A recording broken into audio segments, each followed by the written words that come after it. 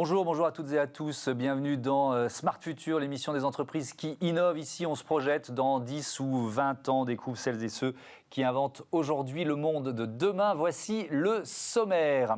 La voix va-t-elle remplacer le clavier? Enceintes connectées, podcasts, assistants vocaux, identité des marques, l'ère numérique et de moins en moins digital. Démonstration juste après ces titres. Smart Money, notre rubrique consacrée au marché d'avenir, aux nouveaux moyens de paiement. Gros plan sur la pet food, la pet économie, en bon français, le marché des animaux domestiques. Dans Smart Connect, on découvre les mutations du e-commerce et ce nouveau métier de Community Manager dédié aux agences immobilières. C'est ce que propose le site Cocoon-Immo. Et puis, dans la seconde partie de l'émission, Smart City, la ville intelligente et les nouvelles mobilités, on débattra autour des enjeux du tout électrique. Mais d'abord, on se chauffe la voix. Bienvenue dans le futur.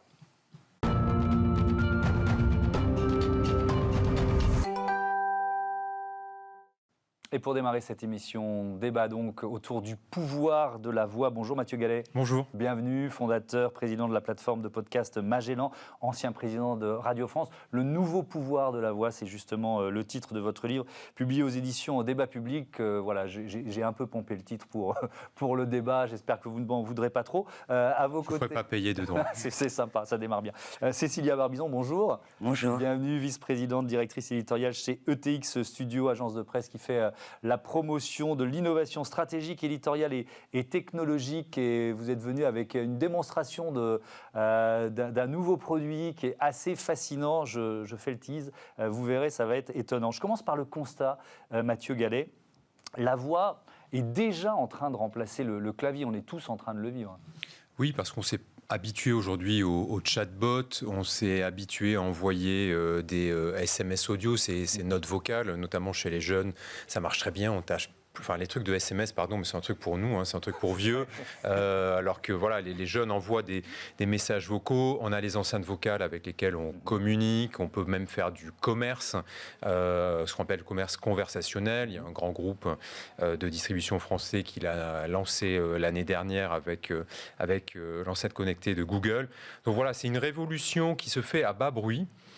Mais qui commence à s'entendre de plus en plus. Oui. Est-ce qu'on peut même dire, Cécilia Barbizon, que c'est un antidote aux écrans? Est-ce que vous iriez jusque-là? Oui, complètement. Je pense que un des succès de l'audio, c'est vraiment notre lassitude des écrans, lassitude digitale, lassitude du flux aussi. Ce flux qui défile, les yeux sont occupés, ça, c'est très prenant les écrans et puis ça bride quelque part l'imaginaire. On suit, on est capté, c'est très passif en fait. L'audio, quelque part, ça libère les mains, ça libère les yeux. L'imagination. Ça recrée d'autres sens, c'est-à-dire qu'on se forme ses propres images. Donc en fait, ça vient relaxer, régénérer le cerveau. Et je pense que ça explique aussi une partie du succès maintenant de l'audio, qui est que pourquoi est-ce que les gens ont continué à écouter des podcasts alors qu'ils ne vont plus au boulot, qu'ils font moins de trajets? On pensait que quelque part cet audio naissant, cet audio de podcast que j'écoutais pendant mes trajets, en fait il a continué même quand les gens ne font plus de trajets. Oui, on pourrait même dire que la crise Covid a renforcé ça. Complètement. Oui. Mais je pense que c'est un besoin à la fois de produits finis, quelque chose où j'écoute, c'est intime, c'est dans mon oreille, c'est un rapport avec moi-même et c'est un rapport qui laisse mon cerveau quelque part plus libre et qui repose mes yeux. Alors on le ressent aussi via les podcasts, la plateforme Magellan, elle a elle aussi bénéficié, si j'ose dire, de l'année Covid. Il y a un besoin de connaissances, de culture. Oui, nous en plus on est vraiment sur une promesse, c'est progresser en 15 minutes par jour. Pourquoi 15 minutes? Parce que c'est la durée de chacun de nos contenus à peu près. Et on essaie de se glisser dans les moments de la journée où vous n'êtes pas justement devant un écran. Et avec le télétravail, on voit que les gens passent beaucoup de temps chez eux, sur leur ordinateur. Oui, on a même parfois une amplitude en nombre d'heures élargie. Plus ensuite, si vous commencez le soir à regarder une série sur une plateforme qu'on ne citera pas. Donc il faut évidemment que nous, on se glisse dans ces usages-là, puisque c'est un usage qui est nouveau. Et c'est vrai qu'il y a quelques années, on voyait des podcasts très longs d'1 heure, 1h30, et tout le monde disait c'est super, c'est le temps long. Ça existe, mais d'un autre côté, nous on voit que les formats plus courts et qui ont un impact sur la vie concrète des gens, donc un côté apprenant. C'est ça qu'on a cherché à faire chez Magellan avec cette promesse de progresser 15 minutes par jour. Comment vous définissez-vous le nouveau pouvoir de la voix ? Il y a des mots que Cécilia Gabizon a employés. C'est vrai qu'il y a... D'ailleurs, quand vous disiez ça me rappelait la comparaison télévision-radio qu'on faisait souvent. C'est un peu les mêmes mécanismes. C'est-à-dire que dans la voix, il y a cette proximité, cette émotion. Quels adjectifs vous employez ? Il y a quelque chose de très personnel. Alors que quand vous êtes sur un écran, forcément, les gens voient autour de vous. C'est quelque chose qu'on partage. Je veux dire, quand vous écoutez avec le développement des AirPods, avec tous ces systèmes-là, c'est quelque chose qui vous appartient et c'est quelque chose qui vous accompagne. Nous, on le voit, les moments d'écoute de contenu sur Magellan, c'est le matin, donc en même temps que la radio, comme quoi il y a quand même du temps encore à prendre aux radios. D'ailleurs, moi, je suis assez inquiet sur le modèle économique de la radio. Et c'est le soir, avant de s'endormir, parce que justement, comme vous le disiez, on est dans un moment où on se relâche, où tout d'un coup, nos yeux sont plus captés, sont plus fatigués, et on va être accompagné vers le sommeil. Et c'est pour ça que toutes les applications de méditation se sont beaucoup développées aussi. Et la méditation, ça passe par l'audio. Est-ce qu'on retient mieux ce que l'on écoute, d'après vous ? Oui, alors ça, il y a pas mal d'ailleurs d'études qui le montrent. En fait, ils appellent ça un taux d'immersion et de rétention des messages. Aujourd'hui, on retient beaucoup mieux ce qu'on écoute. Probablement parce que c'est pas dans un flux. C'est-à-dire que c'est pas forcément qu'au moment même, on le capte mieux. C'est que souvent, dans notre attention, en fait, dans la journée, les choses défilent, en fait, une chose en efface une autre. Le défilé, le flow, le flux, ce qu'on connaît sur nos écrans, sur nos réseaux sociaux, ça nous déprogramme quelque part. Une chose efface l'autre. L'audio, parce qu'il est fini, parce qu'il vient et qu'il a un début et une fin. Je parle de l'audio qu'on écoute, l'audio à la demande, l'audio social, l'audio qu'on écoute dans ses oreillettes. En fait, du coup, le message est un tout et il vient en fait s'ancrer, c'est des mécanismes du cerveau, et il vient s'ancrer plus profondément et donc on retient beaucoup mieux les informations, tout ce que l'on apprend en audio. Alors ça c'est pour le constat. Après si on transforme ça en pouvoir économique, et là ça devient intéressant parce qu'il n'y a pas aujourd'hui de géant du podcast, Mathieu Gallet. Donc il y a la capacité de se glisser. Je pense que le podcast, de toute façon, c'est qu'une partie de l'audio digital. Nous, parle d'audio digital. Le podcast, c'est un moyen. Nous, ce qu'on fait chez Magellan, c'est des créations qui ne ressemblent pas vraiment à du podcast, puisqu'on est sur quelque chose de très écrit, très construit, très scripté. Donc, quelque part, on se rapproche d'un livre qui serait non pas lu, mais incarné, interprété. Donc, très chapitré. Ensuite, on voit que c'est le début d'un marché du côté publicitaire. Il y a aujourd'hui des plateformes qui se développent pour financer, en tout cas apporter des financements publicitaires sur les podcasts qui sont gratuits. Il y a des modèles par abonnement comme le nôtre qui se développent. Et puis, je pense qu'il y a aussi un système de dons. On le voit aux États-Unis qui marche très bien. En fait, où vous donnez, c'est une sorte de contribution pour soutenir des initiatives qui sont lancées. Mais donc, je reviens à la question un peu macroéconomique. C'est le moment de créer un géant européen dans ce domaine-là. C'est ce que je disais dans une tribune il y a quelques semaines. Je veux dire, aujourd'hui, dans l'audio, il n'y a pas de leader. Il y a Spotify qui essaie effectivement de se déshabituer de la musique, parce que sur la musique, Spotify reverse 70% des droits aux maisons de disques, alors qu'effectivement, l'audio narratif est propriétaire. Donc, c'est aussi pour ça que nous, on a fait le choix d'avoir notre propre studio pour créer un catalogue de contenu. Il n'y a que Spotify, Apple, Amazon Music. Donc aujourd'hui, ça tourne autour de la musique et finalement, le contenu parlé vient s'ajouter. Il y a Amazon avec Audible, qui est quand même, lui, sur du livre audio et qui vient effectivement sur des créations originales. Mais il n'y a pas aujourd'hui de plateforme leader référente et je pense que c'est le moment effectivement de la créer. Alors on va continuer de se projeter dans l'avenir, c'est l'idée de cette émission. Cécilia Gabizon, avec ce que vous venez de lancer avec l'AFP et Microsoft, lancement mondial réalisé en décembre dernier, l'ETX Daily Up. Alors, avant de vous laisser nous expliquer de quoi il s'agit, petite démonstration, écoutez. Merci à Thomas Hugues et aux équipes de Bismart d'accueillir Cécilia pour parler de Daily Up, la première solution IA lancée dans le monde par l'agence de presse TX Studio et qui permet de transformer des textes en audio dans toutes les langues. Elle a l'air très sympathique. Elle l'est. Sauf que c'est un ordinateur. C'est ça. mais on s'entend bien, en tout cas. Oui. Elle est en général d'accord avec moi. J'apprécie beaucoup. Attention à l'effet Elisa. Hein. Oui. On se souvient tous du film Her. Exactement. Avec... le nom de l'acteur m'échappe. Avec Jonathan Félix. Jonathan Félix. Merci beaucoup de m'aider. Donc, alors, comment ça marche ? Expliquez-moi. Alors, c'est une voix de synthèse. En fait, en réalité, ce sont des voix de synthèse, parce que nous, on a travaillé avec toutes les meilleures voix de synthèse du marché. Qu'est-ce que c'est une voix de synthèse? En fait, c'est de l'intelligence artificielle appliquée à la sémantique. Donc, ça travaille à la fois la prononciation. En gros, l'intelligence apprend. Au départ, c'est un comédien qui enregistre un texte, et en fait, l'intelligence fait le lien entre la façon dont c'est dit et le texte. Elle comprend que certains mots se prononcent de cette manière, et elle comprend au fur et à mesure qu'elle s'entraîne et que nous l'entraînons, elle devient de plus en plus intelligente pour comprendre le contexte d'un mot. Parce qu'en fait, ça ne se prononce pas de la même... Le ton, il y a le ton. Si je suis étonné, si c'est une question... donc, elle comprend en fait à quoi sert la ponctuation. Il y a des mots à double sens, plus ou plus. Exactement. Ça ne veut plus du tout les mêmes voilà, choses, c'est le cas de le dire. donc, elle affine en fait sa compréhension de ce que c'est qu'une grammaire en fait. Et c'est très compliqué. C'est d'ailleurs pour ça que ça a progressé finalement assez lentement, mais qu'aujourd'hui, ça a fait un bond parce que probablement la puissance des ordinateurs, on l'entraîne sur énormément de textes, ce qui fait que ça avait beaucoup progressé en anglais. La voix est pratiquement parfaite. C'est-à-dire qu'aujourd'hui, vous écoutez une voix de synthèse en anglais, vous mettez un petit temps à réaliser que c'est une voix de synthèse. Vous ne l'avez pas sur les premières phrases. Il y a toujours un petit moment où il y a quelque chose qui va vous donner un petit indice. Et en français, c'était assez en retard.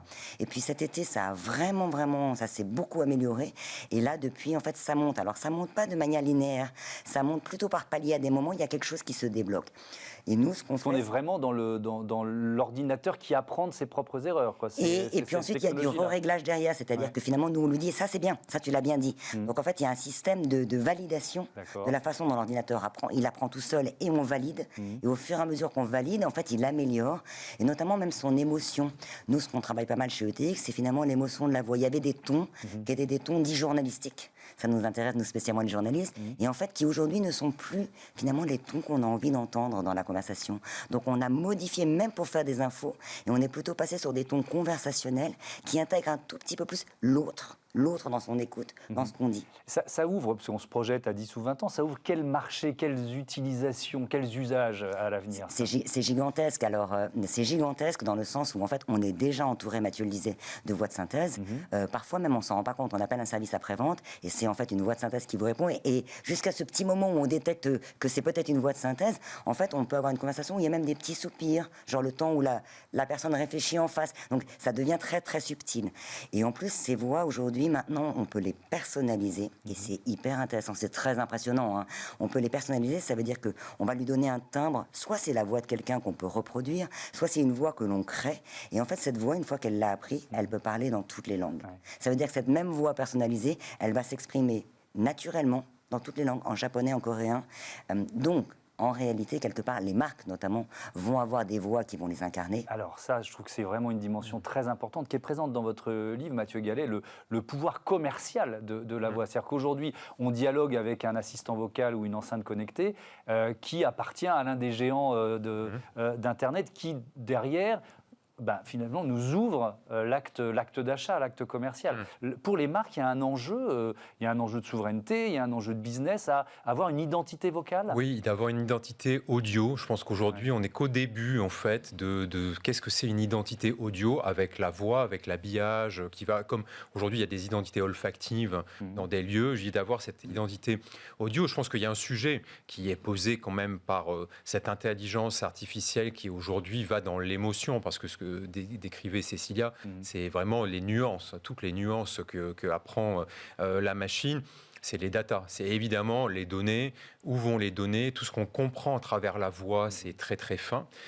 C'est pour ça d'ailleurs que la CNIL, dès l'année dernière, a produit un livre blanc sur justement les assistants vocaux et la question des données personnelles, parce qu'on voit très bien l'usage qu'on peut en faire d'un point de vue commercial. On voit aussi très bien l'usage que dans certains pays moins démocratiques que les nôtres peuvent en faire en termes de propagande, en termes d'usage démocratique ou plutôt non démocratique. Oui, ou même de surveillance. On peut Exactement. être dans ce fantasme qui n'en est pas tout à fait un. Il y a un autre enjeu, mais alors même à court terme, Mathieu Gallet, qui est l'enjeu de la maîtrise de la parole. C'est-à-dire que là, au baccalauréat aujourd'hui, il y a un grand oral. D'une certaine façon, c'est ce qu'il faut faire. C'est le retour de l'éloquence, parce que je crois qu'on a compris que savoir s'exprimer, notamment en public, c'est très important. Je veux dire, voilà, tous les trois, la façon dont on n'apprend pas à l'école, ça. Ouais, on s'en sort pas trop mal. Oui, mais parce qu'on commence à avoir l'habitude, surtout vous, Thomas. Mais je veux dire, aujourd'hui, c'est quelque chose qui s'apprend parce que cette maîtrise-là, elle va vous servir tout au long de votre vie. Quand vous avez besoin de convaincre un employeur, je veux dire, aujourd'hui, vous faites sur Zoom ou sur Teams, vous faites les entretiens d'embauche. Il faut savoir effectivement s'exprimer et bien s'exprimer quand vous êtes en commercial pour pouvoir vendre. Et tout au long de notre vie, aujourd'hui, on le disait, on ne sait pas quels sont les métiers de dans 10 ans ou dans 15 ans. Ce qui est sûr, c'est que la façon de s'exprimer est quelque chose de absolument fondamental et ça passe par la voix. Nous, on le voit sur Magellan, on a un programme qui s'appelle Parler avec Steam, qui est fait par un linguiste, Julien Barré. C'est notre hit aujourd'hui. C'est-à-dire, les gens ont besoin d'avoir des conseils, d'avoir des clés, d'avoir des choses pratiques. Vous conseillez de se réécouter ou de se revoir quand on a fait un discours, notamment? Exactement, oui, parce que je pense qu'on a besoin de ce retour.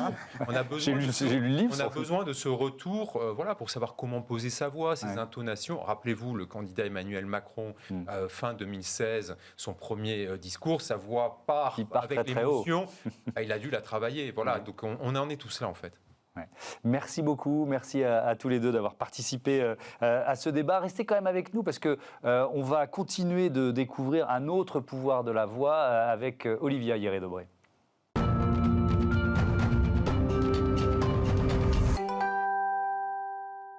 Horizon 2040, c'est la chronique d'Olivia Hieré-Dobré. Bonjour Olivia. Bonjour. Bienvenue. Et si demain, les technologies vocales pouvaient nous diagnostiquer des problèmes de santé, Amazon a breveté une nouvelle fonctionnalité pour son service Alexa, c'est ça? Oui, et Alexa, pour rappel, c'est l'assistant vocal d'Amazon. Grâce à une enceinte connectée, vous pouvez lui demander de jouer votre chanson préférée, passer un appel ou encore contrôler vos appareils connectés. Eh bien, si Amazon donne suite à son brevet, Alexa ne s'arrêtera plus à ces demandes classiques. Sa future fonctionnalité pourrait détecter quand une personne est malade simplement par le fait qu'elle renifle ou a le nez bouché. Comment? Eh bien, en tenant compte des changements au niveau de l'intonation de sa voix, mais aussi de sa manière de respirer. Alors, comme l'indique le brevet, je cite, « Les problèmes de santé détectables peuvent inclure des maux de gorge, du rhume, des problèmes de thyroïde. Une toux, un reniflement pourrait indiquer que l'utilisateur a une anomalie physique spécifique. » Alexa va alors suggérer un remède, comme par exemple préparer une soupe au poulet pour... On est sauvé alors. C'est le remède anti-Covid. Anti-Covid, pour renforcer donc le système immunitaire de l'utilisateur. Et puis ensuite, elle va proposer de commander des pastilles contre la toux. Alors, cette technologie, si elle est développée, ça ira plus loin qu'un simple diagnostic physique. Le brevet suggère un suivi et une surveillance des états émotionnels. Oui, et les exemples d'émotions qui pourraient être déterminées en temps réel incluent la joie, la colère, la peur, le dégoût, l'ennui, le stress et la tristesse. Donc si jamais Alexa vous entend pleurer, eh bien elle pourrait vous suggérer des idées pour égayer votre humeur. Pour cela, elle va utiliser des informations comme votre âge, votre localisation, votre accent et vos comportements d'achat antérieurs. Alors, est-ce que ça va voir le jour? Parce que vous avez parlé d'un brevet déposé. Eh bien, c'est vrai qu'Amazon a déposé ce brevet, mais on ne sait pas s'il est en train de travailler sur cette fonctionnalité. Comme vous le savez, chaque année, les entreprises déposent des brevets, mais ils ne sont pas forcément développés. Par contre, Alexa possède déjà une fonctionnalité qui lui permet de rappeler de prendre ses médicaments, de renouveler son ordonnance et qui entre en contact avec les pharmacies pour passer la commande pour le client. Amazon a en effet signé un partenariat avec Omnicell, une société pharmaceutique américaine spécialisée dans la distribution automatisée de médicaments. Mais pour l'instant, seuls les utilisateurs américains ont droit donc à peuvent en profiter. Donc, affaire à suivre. Et enfin, pour terminer, rappelons que depuis quelques années, Amazon opère une offensive dans la sphère médicale. Ses ambitions sont grandes et incluent des services de télémédecine, de pharmacie, en assurance santé, entre autres. Bon, on imagine bien comment on pourrait connecter le brevet avec ce que Amazon a déjà racheté. Il nous reste une minute. Est-ce que vous pensez, Cécilia, je termine avec vous, à quel point la voix d'ordinateur de plus en plus parfaite, qui copie l'humain de plus en plus, va justement remplacer la voix humaine, d'après vous? Non, je pense pas. Elle va être une voix parmi des voix, mais Ouais. la voix humaine, heureusement, elle a cette singularité. Et puis surtout, elle fluctue à l'instant. Elle n'est pas programmée. Ouais. Donc en fait, sa capacité à fluctuer est beaucoup plus importante, à fluctuer en émotion, en intensité. Et puis finalement, la voix humaine, elle n'est pas détachée d'un humain. La voix humaine, c'est un humain. Donc c'est aussi la rencontre. Elle se produira, des gens vont se rencontrer. C'est pas que la voix, elle vit pas que seule. Là, on parle de la voix qu'on écoute comme ça, mais dans la vie, la voix est là parmi nous, mais c'est la rencontre qu'elle incarne. Donc les humains auront toujours leur spécificité. Et ben voilà, on va terminer là-dessus. On est sauvés alors. Merci beaucoup. Merci à tous les deux. Mathieu Gallet, je rappelle le titre de votre livre, Le nouveau pouvoir de la voix. C'est publié aux éditions Débat Public. Merci à tous les deux. Encore une fois, merci Olivia. À la semaine prochaine. Hein. Autre chronique dans l'émission, évidemment. Allez, tout de suite, on parle d'argent. C'est Smart Money. Retrouvez Smart Money au cœur de Smart Future avec eToro, leader mondial des plateformes de trading social.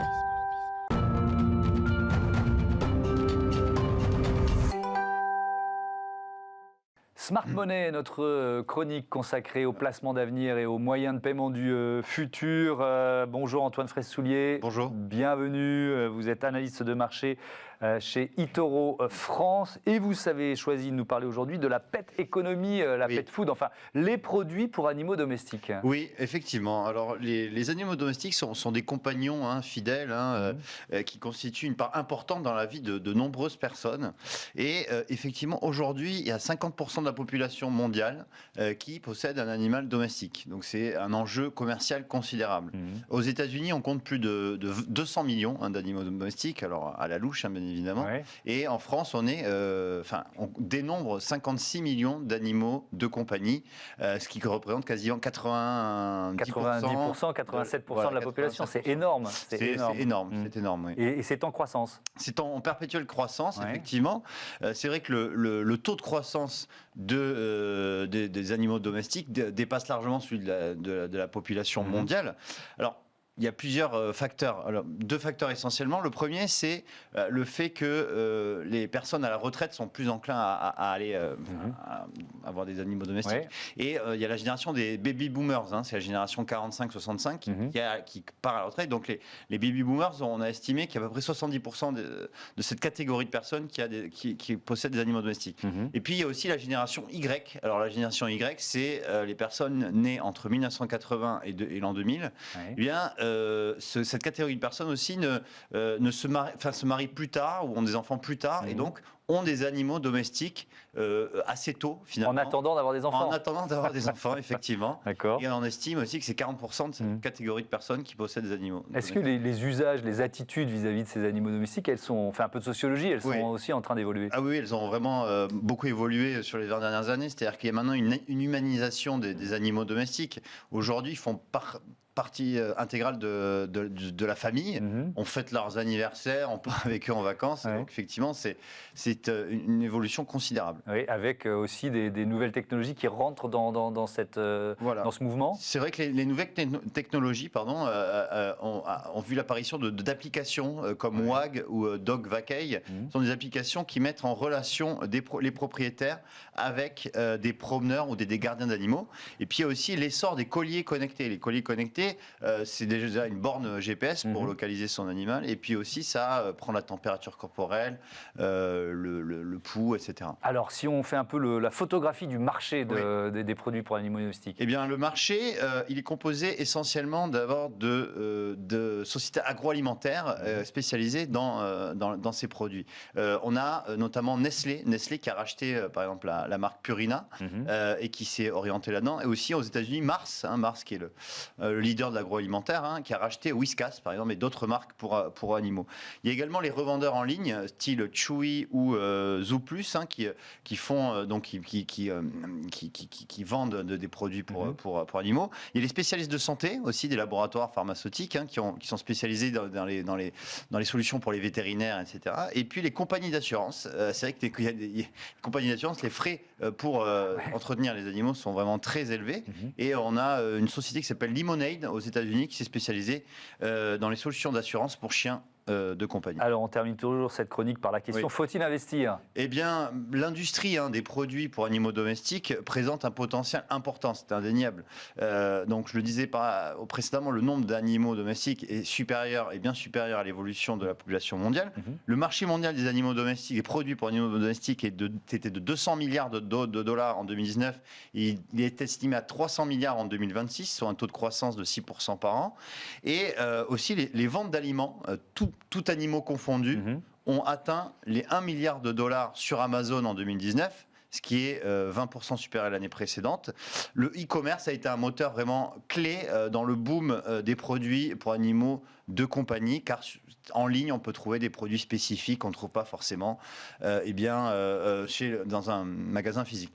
Donc, pour résumer, je dirais qu'il y a quand même des belles opportunités dans ce secteur d'activité dans les prochaines années. Merci beaucoup. Merci Antoine Fraisse-Soulier. Je rappelle que vous êtes analyste de marché chez eToro France. Voilà, tout de suite, c'est Smart Connect. On parlait du e-commerce, plongé dans les coulisses du e-commerce. On va parler immobilier. Retrouvez Smart Connect au cœur de Smart Future en partenariat avec Cdiscount.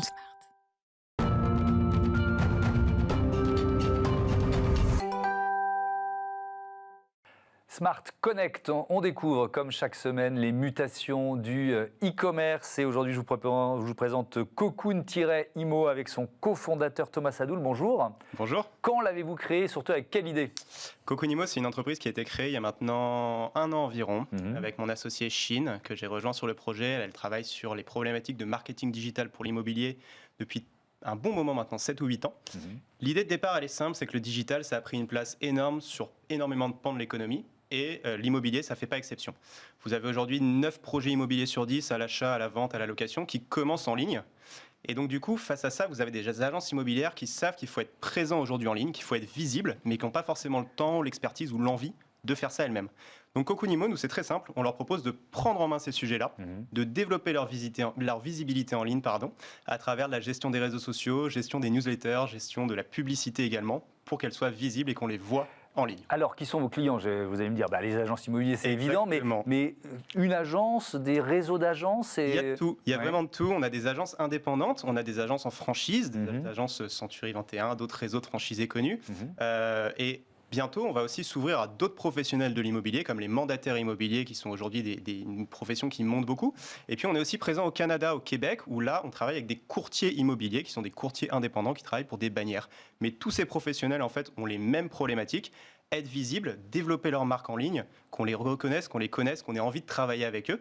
Et donc ça, c'est vraiment une problématique commune sur laquelle on aide tous ces professionnels. Sur quels réseaux sociaux vous êtes actifs et peut-être les plus actifs? Ouais, alors c'est une très bonne question. Aujourd'hui, en fait, on a développé chez Cocoon-Imo une plateforme qui se connecte aux API de tous les grands réseaux sociaux. Facebook, Instagram, LinkedIn, Google My Business, YouTube, Twitter. Donc vraiment, l'idée, c'est d'être présent partout. Après, ceux sur lesquels on est vraiment le plus actif, parce que c'est les réseaux qui fonctionnent le mieux, je dirais que c'est principalement Facebook incontournable, parce qu'aujourd'hui, c'est là où la tranche d'âge qui représente les clients des agences immobilières est très présente. Et Instagram qui monte beaucoup aussi. Pourquoi? Parce qu'Instagram, c'est le réseau de l'image. Et aujourd'hui, l'image dans l'immobilier, mettre en avant des biens sur les réseaux sociaux, sur Instagram, ça fonctionne très bien. Et alors, donc, quel service vous proposez? C'est quoi? C'est de la publicité? C'est de la présence? C'est quoi? Alors, c'est une bonne question également. Il y a plusieurs facettes, en fait. Le premier, c'est de la visibilité au sens large. L'idée, c'est que les gens vous voient en tant qu'agence immobilière pour que forcément, quand ils aient un projet immobilier, ils fassent appel à vous. Après, ça prend différentes formes. Ça peut être du contenu sur les réseaux sociaux, avoir une présence régulière. Ça peut être de la publicité pour que des gens nouveaux découvrent votre agence. Ça peut être des newsletters également, du contenu par mail pour toujours rester à l'esprit de vos clients. Et puis, c'est de la mise en avant des biens aussi sur les réseaux sociaux. La plateforme qu'on a développée, elle est connectée au plus grand logiciel métier aujourd'hui immobilier, ce qui fait qu'on récupère toutes les annonces des agences immobilières directement dans notre plateforme et on met en avant ces annonces-là sur les réseaux sociaux et dans tous les contenus pour leur donner de la visibilité. Est-ce que la plateforme, elle s'adresse aussi aux clients ou est-ce que c'est uniquement les agences immobilières qui l'utilisent? Super question. Alors la plateforme, en fait... Pour l'instant, j'ai trois bonnes questions. Pour l'instant, c'est un sans faute. Ouais. En effet, la plateforme, elle est utilisée par nos coachs Cocoon-Imo qui vont gérer la communication des clients des agences immobilières. Donc c'est eux principalement qui vont l'utiliser, mais elle est collaborative. C'est-à-dire que les clients, les agences immobilières et les collaborateurs dans l'agence vont pouvoir s'y connecter, retrouver un calendrier avec tous les posts qui sont prévus, et puis aussi, s'ils veulent, prendre la main, mettre à disposition du contenu ou même créer des posts eux-mêmes. Alors j'ai vu que vous utilisiez aussi des logiciels immobiliers. Alors c'est quoi et de quelle façon en fait? Alors les logiciels immobiliers, c'est les grands logiciels que les agences immobilières, elles, utilisent en interne pour gérer leurs annonces, gérer leurs contacts, etc. Nous, notre plateforme, elle s'y connecte. Du coup, on met en place une passerelle, ce qui permet, dans notre plateforme, de récupérer les annonces et après de créer du contenu, photos, vidéos, automatiquement ou manuellement, pour diffuser ces annonces-là sur les réseaux sociaux avec du contenu qui marche et qui plaît aux utilisateurs finaux, aux clients finaux. Vous êtes 100% spécialiste de l'immobilier. Exactement, ça, c'est vraiment quelque chose qui fait notre particularité. Comme notre nom l'indique, Cocoonimo, on fait que de l'immobilier. Et ça, c'est une façon de rassurer vos clients, ça? Ouais, exactement. Et du coup, vu qu'on fait que de l'immobilier, on a vraiment à cœur de s'intégrer dans l'écosystème de l'immobilier. Vous voyez, ces connexions avec les logiciels immobiliers, on les développe. On travaille aussi pas mal avec des réseaux d'agences qui, du coup, peuvent recommander notre service à leurs adhérents. Et en effet, ça permet, comme vous le dites, de rassurer les clients. Tous nos coachs ne font que de l'immobilier, donc ils connaissent le secteur, ils sont formés sur le secteur. Et ça, c'est important dans un secteur, le marketing digital, où souvent, on a des professionnels qui font le matin de la communication pour les hôtels, l'après-midi pour les restaurants, et puis le lendemain pour l'immobilier. Chez nous, c'est de l'immobilier, toujours de l'immobilier. Et ben voilà, merci Thomas Sadoul, bon vent à Cocoon Immo. Voilà, merci, on marque une pause, courte pause, on se retrouve juste après pour Smart City, débat sur la mobilité toute électrique.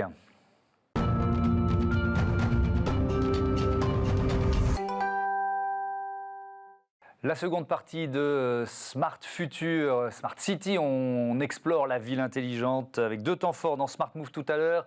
On parlera sécurité avec Road Light, des supports lumineux pour deux roues, ou comment faire baisser le risque d'accident en se faisant bien voir. Mais d'abord, notre débat sur les nouvelles mobilités. Allons-nous passer au tout électrique? Quels sont les enjeux de cette électrification urbaine massive? Réponse tout de suite. Réinventons la mobilité de demain dans Smart City avec SEAT. La mobilité de demain sera-t-elle 100% électrique? On en débat avec Bertrand de la Tour d'Auvergne. Bonjour. Bonjour. Directeur général délégué de Red Electric. C'est des scooters, c'est ça? Des scooters électriques? Des scooters électriques français. Oui, bah vous nous les présenterez dans un instant. Et puis Ghislain Lafitte, bonjour. Chef de département réseau SEAT et Cupra France.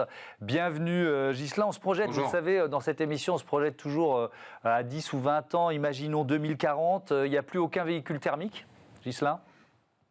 En tout cas, je pense que l'histoire, elle est en marche. Elle a pris sa genèse à la suite, on va dire, de la COP 21 en 2015, où les États membres se sont réunis. On parle des accords de Paris. Ensuite, je pense que ça a créé donc le but, c'était à terme, à horizon 2050, une neutralité carbone et une baisse de 30 à 40% des émissions de CO2 à horizon 2030 selon les secteurs. Donc ça, on va dire, je pense que c'est le point de départ. Et ensuite, il y a je pense que même si dans les consciences, le côté environnemental est très présent, il y a une prise de conscience à ce moment-là. Écoutez, les gens ont un petit peu réfléchi différemment. Ça a créé des besoins. Et puis, je pense qu'en parallèle, à côté de ça, il y a eu aussi une offre produit qui s'est développée au niveau des énergies alternatives et également, bien évidemment, principalement de l'électrique. Et il y a eu aussi des incitations étatiques qui font que l'histoire est en marche et effectivement, à horizon 2040, 2050, l'électrique sera fortement majoritaire, bien évidemment. Ouais. Le choix de basculer comme ça massivement vers l'électrique, Ghislain Lafitte, c'est quand même d'abord un choix politique, plus qu'un choix économique. C'est-à-dire que toutes les marques sont dans le mouvement, mais c'est parce qu'il y a eu cette incitation ou ce choix politique, quoi. Tout à fait, il y a eu l'élément déclencheur avec cette fameuse COP 21 en 2015. Et effectivement, ça a contraint tout le monde à se mettre en marche, les différents acteurs, les États membres aussi qui ont ratifié l'accord. Pas tous au début, on a mémoire des États-Unis qui ont fait des allers-retours et Joe Biden a répété qu'il retrouvait désormais, qu'il rentrait à nouveau dans les accords de Paris. Donc, effectivement, et ensuite, les États ont pris des décisions, des réglementations, et bien évidemment, les acteurs économiques se sont mis en ordre de marche et ont pris la suite. Bertrand de la Tour d'Auvergne, la question centrale du débat, c'est demain tout électrique ou tous électriques. Qu'est-ce que vous répondez à cette question? Je pense qu'il y a aussi un grand mouvement sociétal de tout ce qui est véhicules carbonés vers des véhicules décarbonés. Évidemment, décarbonés, ça veut dire électrique. On n'a pas encore inventé le moteur à eau. Ouais.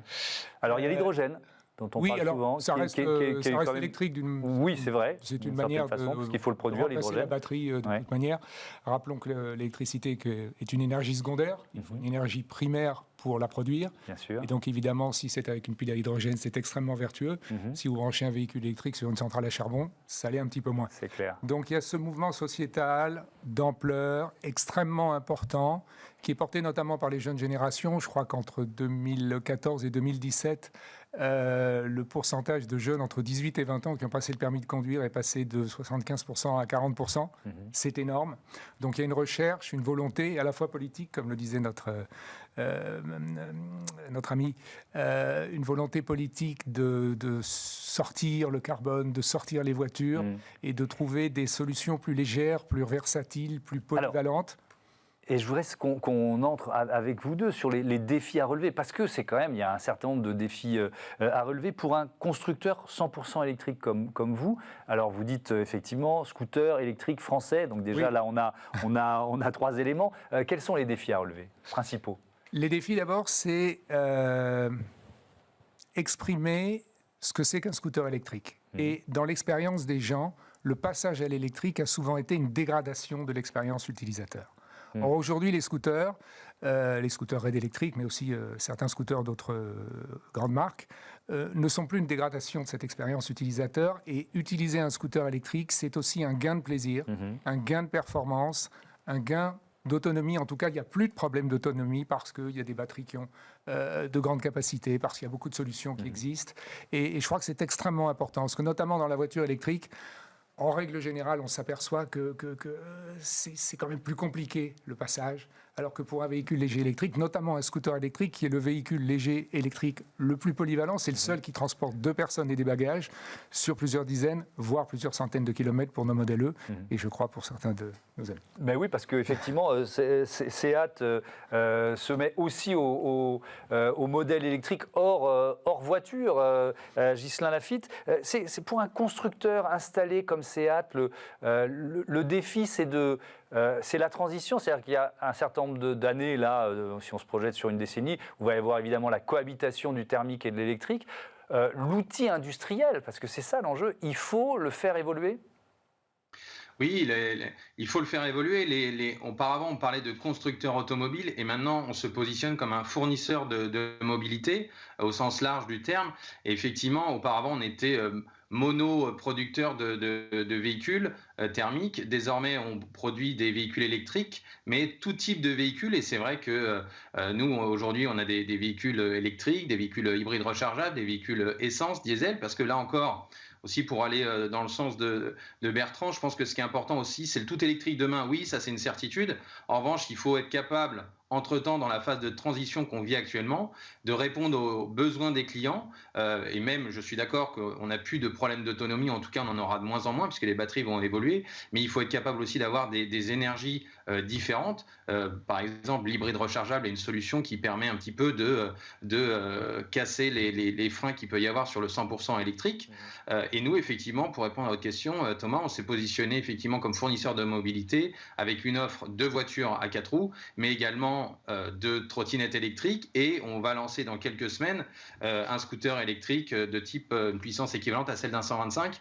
Donc on rejoindra Bertrand sur le marché des 2 roues électrifiées. Eh ben c'est bien, vous serez concurrent et dans le même écosystème. Je ne sais pas si on sera concurrent, je crois que plus il y aura de... Ce qui est très intéressant en tout cas, c'est qu'un constructeur automobile majeur, comme le groupe Volkswagen, auquel je crois appartiennent Seat et Cupra, s'intéresse à la mobilité légère électrique. Et ça, c'est très nouveau. C'est très nouveau, c'est un gap, ça démontre la volonté de ces grands constructeurs et bien entendu un des grands premiers, s'intéresse à cette mobilité, investit dans cette mobilité et commence à rentrer dedans. Alors, Ghislain Laffitte, on est dans ce débat sur la thématique des freins à lever. Alors, il y a des freins qui semblent assez évidents dès qu'on parle de voitures électriques, c'est l'autonomie. Donc, il y a le coût peut-être aussi. Vous diriez quoi, vous, comme freins peut-être psychologiques ou comportementaux à lever ? Oui, il y a déjà, je pense que le frein numéro 1, c'est le coût, parce que aujourd'hui, c'est une technologie qui est réputée pour être chère. Alors effectivement, ça progresse et les fournisseurs de mobilité que nous sommes font beaucoup d'efforts pour justement démocratiser cette technologie. Je pense qu'il y a un frein lié à cette histoire d'autonomie des véhicules électriques qui progresse énormément, qui va continuer à progresser. Et là encore, le tout électrique est la phase ultime, mais entre-temps, on a des solutions qui permettent d'avoir une autonomie qui est peut-être plus en accord avec certains besoins aujourd'hui. L'électrique couvre d'autres besoins. Donc ça, c'est réellement aussi une nouveauté de pouvoir offrir une offre diverse de produits sur le marché. Alors évidemment, le défi de la production des batteries, c'est un défi majeur. Les métaux rares, ils ne vont pas se multiplier comme par magie dans les prochaines années, dans les prochaines décennies. Sur quelle solution vous travaillez chez Volkswagen ou chez Seat, justement pour améliorer l'autonomie des batteries, la question de leur recyclabilité? Comment vous envisagez justement l'avenir des batteries ? En fait, les batteries, elles vont bien évidemment évoluer au niveau de l'autonomie, au niveau aussi de leur technologie. On parle d'une nouvelle génération de batteries, des batteries solides, qui permettront de les recharger beaucoup plus vite, notamment, et d'augmenter l'autonomie. Après, ce qui est important, effectivement, c'est de travailler sur le côté recyclable des batteries. Donc, il y a des normes actuellement en place et elles vont fortement augmenter. Donc, ça, ce sont des points majeurs. Et après, c'est au final dépendant au niveau des batteries, puisque dans un monde passé, la voiture, le cœur de la voiture, si je puis dire, c'était le moteur. Aujourd'hui, aujourd'hui et demain, le cœur du véhicule électrique, c'est toujours un moteur électrique. Il n'y a pas de secret, mais le poumon, je dirais, important, c'est la batterie. Et ce qui est important pour un constructeur automobile, pour en utiliser les anciens termes, ou un fournisseur de mobilité, c'est de maîtriser la chaîne complète. Et donc, ce qui va être important, c'est certes de toujours produire des véhicules électriques ou électrifiés, mais surtout aussi de produire des batteries, d'être autonome au niveau de la production des batteries, pas être dépendant, puisqu'aujourd'hui les batteries proviennent généralement d'Asie, et donc le but pour un constructeur automobile, c'est d'être indépendant, notamment puisque les gammes vont s'électrifier. Pour nous, pour le groupe Volkswagen, on parle de près de 70% de notre gamme qui sera électrifiée à très court terme. Et donc, on a annoncé il y a quelques semaines qu'on allait construire ce qu'on appelle des méga factories pour produire des batteries, être indépendant, produire des batteries aussi en Europe et être autonome à ce niveau-là. Alors ça, c'est passionnant. Bertrand de la Tour de Merne, c'est vrai que c'est un défi d'aujourd'hui, mais de la décennie à venir, c'est-à-dire créer, on parle souvent de la création de la filière hydrogène, mais la filière de la batterie aussi, c'est un enjeu majeur. Oui, je crois qu'il y a des investissements qui sont extrêmement importants en Europe, justement de manière à européaniser l'origine des batteries. J'aimerais revenir sur la question du coût. C'est vrai qu'en prix facial, un scooter électrique est plus cher que son équivalent thermique.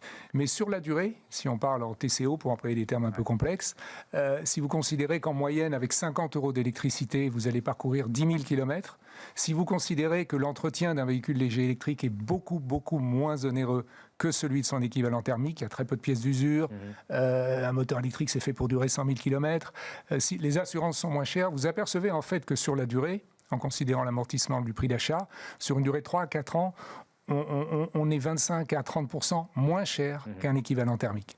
Qui plus est, il y a toute une réglementation, ce mouvement sociétal qui pousse dans cette direction. Il ne vous a pas échappé que la ville de Nantes a récemment interdit son centre-ville aux scooters thermiques et donc ils sont forcément aujourd'hui réservés aux scooters électriques. Et ce mouvement, je pense qu'on peut parier qu'il va s'amplifier très rapidement. Je reviens aux batteries. Oui. Quel système de batterie vous avez choisi, vous, pour vos scooters? Nous, on est donc constructeurs, on construit nos propres batteries. On utilise des cellules 21700 pour être un peu technique, qui sont les mêmes que celles de la Tesla Model 3. On développe nos propres logiciels, le BMS. On développe un sur-logiciel qu'on appelle le BBI parce que dans les modèles E, vous avez la possibilité d'acheter 1, 2, 3 ou 4 batteries pour offrir de la polyvalence aux clients. Quand on sait que le prix d'un véhicule léger électrique, c'est 25 à 40%, c'est le prix de la batterie. Donc ça permet à un client de choisir exactement, j'allais dire, la taille du réservoir dont il a besoin dans son utilisation quotidienne. Et ça ne l'empêche pas, à terme, d'acheter une seconde ou une troisième batterie. Ça lui permet surtout, et pardon d'être long, s'il achète 3 batteries, s'il achète 3 batteries, quelqu'un d'un peu économe va se dire, je vais acheter une batterie, je la rechargerai tous les 3 ou 4 jours, mais je peux aussi acheter 3 batteries et les recharger toutes les 3 semaines. On offre une polyvalence. Ces véhicules aujourd'hui ont une polyvalence qui n'existait pas auparavant. Et le scooter... Avec aussi je vous interromps pour intervenir sur l'intelligence artificielle embarquée, parce qu'il y a une logique d'intelligence artificielle dans l'usage de ces batteries, justement, absolument.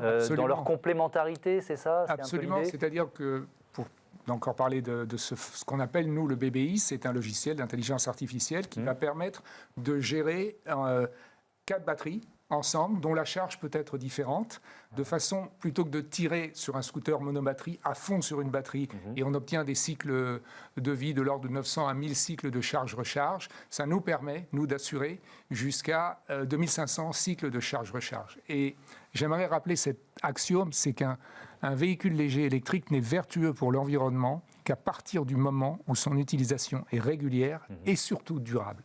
C'est-à-dire que plus le véhicule va être durable, plus la batterie va durer longtemps, plus ce sera cohérent avec la volonté écologique. Ouais, alors il y a un autre défi à relever, voiture, scooter, trottinette, vélo, monoroues électriques, etc. Je pourrais rallonger la liste. C'est le défi de l'électrification massive des villes, évidemment. Il va falloir la produire, cette électricité. On voit mal comment se passer du nucléaire dans les 20 ou les 30 prochaines années, mais il va falloir aussi l'utiliser au bon moment. Alors, savoir gérer les pics de charge. Ghislain Lafitte, je reviens vers vous à la dimension d'un constructeur ou d'un fournisseur de mobilité, puisque c'est le terme que vous employez. C'est quoi la réflexion sur la capacité de vos véhicules électriques de participer à l'électrification et au transfert d'électricité en fonction des pics de charge? Parce que ça, c'est un enjeu. En fait, oui, c'est un enjeu. Et ce qui va être important, justement, quand on est fournisseur de mobilité, c'est s'appuyer sur différents produits, utiliser le bon produit au bon moment pour faire un déplacement. Si on prend l'exemple d'un déplacement, un trajet urbain, tout en faisant, nous, comme je le disais tout à l'heure, chez SEAT, on a aujourd'hui des trottinettes, dans quelques semaines, des scooters électriques, des voitures électrifiées également. Ce qui va compter, c'est de pouvoir interagir avec ces différents produits, d'offrir non plus uniquement ces produits aux clients, mais d'offrir des services basés sur ces différents produits sous forme de vente, bien évidemment, de location, mais aussi peut-être d'autopartage. Et aussi, ce qui est intéressant, c'est de faire rentrer des acteurs externes au monde de l'automobile, du scooter électrique, par exemple le train, l'avion quand c'est nécessaire, mais en tout cas sur des plus longs trajets. Mais si on reste sur des trajets urbains, de faire rentrer le déplacement en train, en métro, et de faire combiner tous ces moyens de transport, bien évidemment, avec des moyens, avec des apps pour pouvoir fonctionner, utiliser le bon moyen de transport par rapport à un certain temps de trajet et savoir les combiner les uns avec les autres. Bertrand de la Tour d'Auvergne, des voitures ou des scooters capables de redistribuer leur énergie au réseau. Je sais qu'il y a des marques qui travaillent dessus. Il y a aussi des installateurs de bornes qui travaillent sur cette idée. Ça, pour vous, c'est l'avenir, ça? Je crois qu'il y a énormément d'idées, énormément de développement, énormément d'investissements. Je crois qu'il est difficile de faire de la prospective et de se dire ce qui va marcher, ce qui ne va pas marcher. Mais on voit bien l'intérêt. C'est-à-dire Bien sûr. qu'une voiture ou un scooter dont on ne va pas se servir pendant 10 jours, on a renseigné via une application l'usage qu'on va en faire. Pendant ces 10 jours-là, éventuellement, s'il y a un pic de consommation d'électricité, l'électricité qui est présente dans la batterie peut être distribuée. C'est possible, c'est beaucoup de réseaux, c'est beaucoup d'organisation, Ouais. c'est beaucoup de recherche et de développement. Encore une fois, c'est beaucoup d'investissement. Je pense que c'est difficile aujourd'hui de se dire le marché va très vite, ce mouvement sociétal va très vite. C'est très prospectif et je pense qu'il faut attendre de voir dans quelle direction. Ouais. Le marché finalement a toujours raison et les gens vont choisir quelle solution leur convient le mieux. Et les politiques vont aider évidemment à ce que ça aille dans le bon sens et dans le sens. Le maillage, justement, en borne de recharge, alors c'est peut-être moins un enjeu pour Oui. les scooters que pour l'automobile, mais c'est quand même un enjeu sociétal, là aussi. Alors, le problème de la voiture électrique, c'est qu'on ne peut pas extraire sa batterie parce Oui. qu'elle pèse 300, 400, 500 kg. Bien sûr. Donc évidemment, j'ai une image qui m'amuse toujours d'une Tesla boulevard Saint-Germain avec un câble qui descend du 4e étage pour la recharger. Le problème de la voiture électrique, c'est qu'il faut clairement une borne et qu'il y ait un temps de recharge. Alors, bien sûr, on va faire des progrès en termes de temps de recharge, en termes de capacité de batterie, mais sur la voiture, c'est vrai que c'est compliqué. D'où, j'allais dire, cet intérêt pour les véhicules légers électriques, la première génération, bien sûr, le vélo électrique, parce que c'est un vélo, parce que l'avantage est immédiatement identifiable par le client, on pédale un peu moins, etc. Mais c'est limité à 25 km/h. La trottinette électrique, au départ en tout cas, a été, à mon sens, plus promue par des opérateurs de free floating. Je vais un peu longtemps. Oui, on va conclure. Désolé, le temps a fini. Merci beaucoup. Merci à tous les deux. C'était passionnant de se projeter un peu dans l'avenir du marché de la mobilité électrique. Merci Ghislain. Merci Bertrand de la Tour d'Auvergne. À bientôt. Merci Thomas. Tout de suite, on continue de parler de nouvelles mobilités, mais sous l'angle de la sécurité.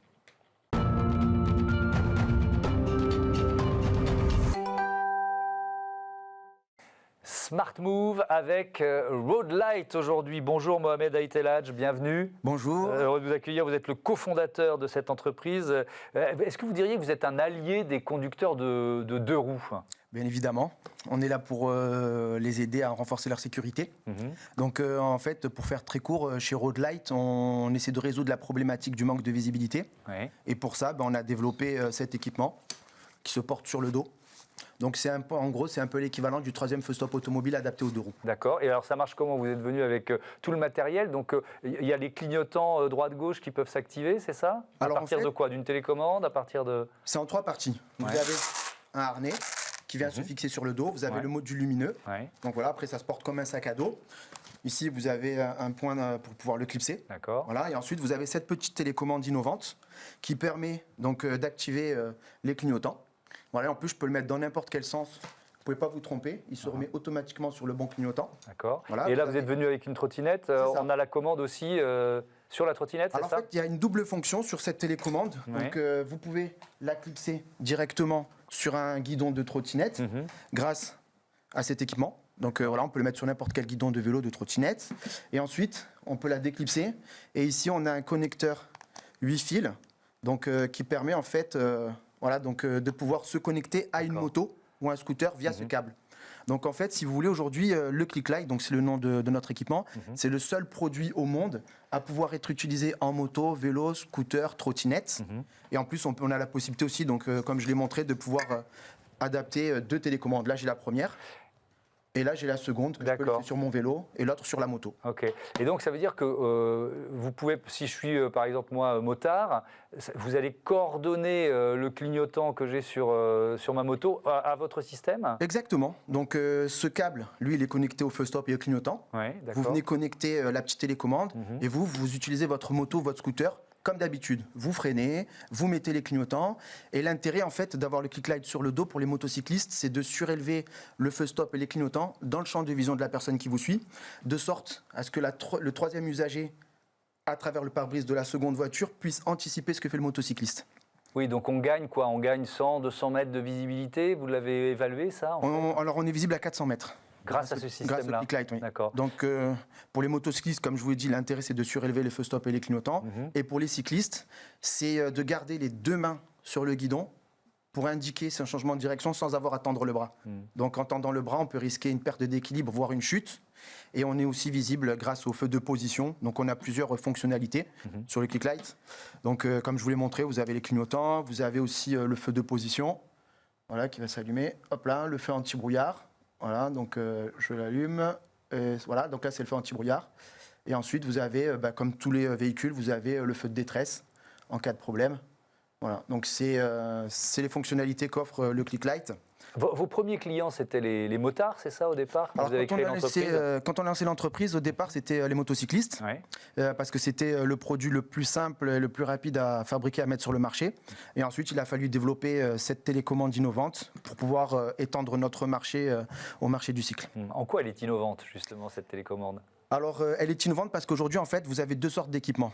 Vous avez soit des équipements pour les motocyclistes, soit des équipements pour les cyclistes. Et quand je dis cyclistes, j'englobe les utilisateurs de monoroues, de trottinettes, de vélos. Motocyclistes, j'englobe les scooters, les quads, les motos. Et en fait, comme je vous l'ai montré, cette télécommande, elle permet soit d'être fixée sur un support au guidon ou d'être tenue dans le creux d'une main, ou alors d'être connectée au système de signalisation arrière d'une moto. Donc c'est ce qui fait qu'en fait, on peut l'utiliser en moto et en vélo. Oui, et c'est d'autant plus important, la saisonnalité est importante en hiver, à automne-hiver, pourquoi ? Parce que les journées sont courtes, la nuit tombe plus tôt, et en plus on a aussi un adaptateur de luminosité. Donc la nuit, la puissance des LED est réduite progressivement pour ne pas éblouir les gens qui vous suivent, et la journée, elle est augmentée pour être visible même en plein soleil à plusieurs centaines de mètres. Donc c'est un équipement qui peut être utilisé toute l'année. Et en gros, nous, on a fait une petite étude sur le profil d'utilisateur de notre produit. Ce sont ce qu'on appelle les scooters. C'est une personne qui utilise le périph' tous les jours en voiture, qui en a marre des bouchons et qui va passer son permis moto pour pouvoir conduire au minimum un 400. Et donc, par contre, il ne va pas hésiter à investir dans l'équipement.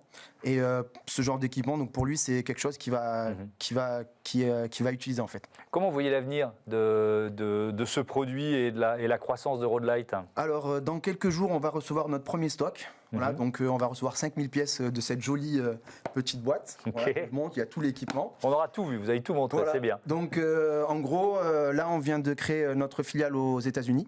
Donc on a aussi signé un partenariat avec Todd, donc c'est notre représentant et distributeur en France, qui va nous permettre d'introduire Click Light dans toutes les grandes enseignes françaises.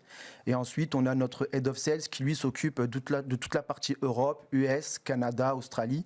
Donc, on a plusieurs contacts et tout ça, on les a récoltés au CES, Las Vegas, qu'on a eu l'occasion de faire à 3 reprises depuis 2018. Et là, cette année, on l'a fait en digital. Et donc, on a tous les contacts nécessaires pour voilà, une belle perspective de croissance. Merci beaucoup, Mohamed Aïtelhadj. À bientôt sur Bismart. Voilà, c'est la fin de cette émission. Merci à Olivia Hieré-Dobré, à toutes les équipes de Bismart qui m'ont aidé à la préparer. Je vous souhaite un bon week-end. À lundi pour Smart Impact, l'émission de la RSE, la responsabilité sociétale et environnementale des entreprises. En attendant, vous pouvez revenir en mars 2021.